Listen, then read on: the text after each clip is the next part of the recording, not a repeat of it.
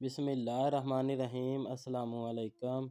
ہندوستان کے ایک علاقے سے ایک کسائی کو اپنے کسی پڑوسی کی لڑکی سے عشق ہو گیا۔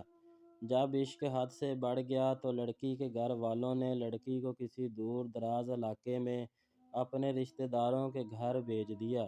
جب کسائی کو اس بات کا پتہ چلا تو کسائی بھی لڑکی کے پیچھے پیچھے چل دیا۔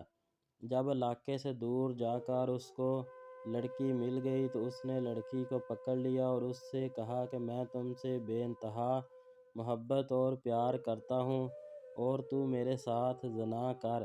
تو لڑکی نے کہا پیار تو میں بھی تم سے بے انتہا کرتی ہوں، لیکن میں اللہ تعالیٰ سے ڈرتی ہوں۔ تو اسی وقت کسائی کے دل میں خوف خدا پیدا ہوا اور اس نے کہا تم ڈرتی ہو اللہ سے تو میں بھی ڈرتا ہوں۔ تو اسی وقت کسائی نے اللہ سے معافی مانگی اور واپس کو جانے لگا۔ ابھی آدھے راستے ہی پہنچا تھا کہ گرمی اور پیاس نے برا حال کر دیا۔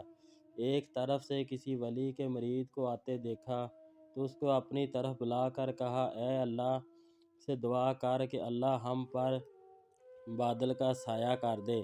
مرید نے کہا ٹھیک ہے میں دعا کرتا ہوں اور آپ آمین کہہ دینا۔ مرید نے دعا کی اور کسائی نے آمین کہا اور بادل کا سایہ اوپر آ گیا۔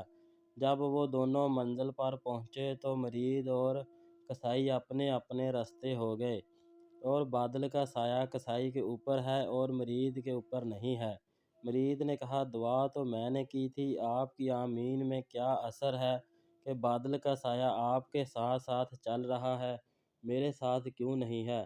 کسائی نے اپنی توبہ کا واقعہ بتایا تو مرید نے کہا بے شک اللہ تعالیٰ کے نزدیک جو معافی اور توبہ کی قدر و قیمت ہے وہ کسی دوسری شے میں نہیں ہے۔ اللہ تعالیٰ بھی ہم سب کو معافی اور توبہ کی توفیق دے اور ہم کو بھی اپنے سیدھے راستے پر چلائے۔